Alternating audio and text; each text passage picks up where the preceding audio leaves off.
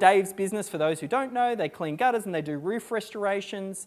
And after we identified the critical client flow and created the SAS sheet, the systems assigned sheet, then I just worked with this guy, Kayne.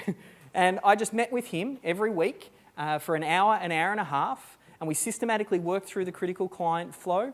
We identified what needed to be done.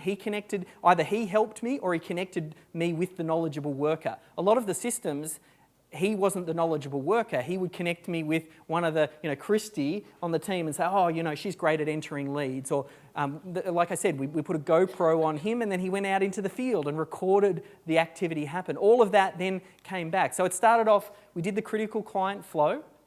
Dave was involved in that and Braden. We then looked at our DRRC, we then moved it to the systems assigned sheet, and then we systematically started working through. I worked with, Christy's a good example here. This is a pre-extraction form that Christy filled out. And then we recorded Christy doing the task. That then got uploaded into System Hub. And then we went away and created the documentation off the back end of that.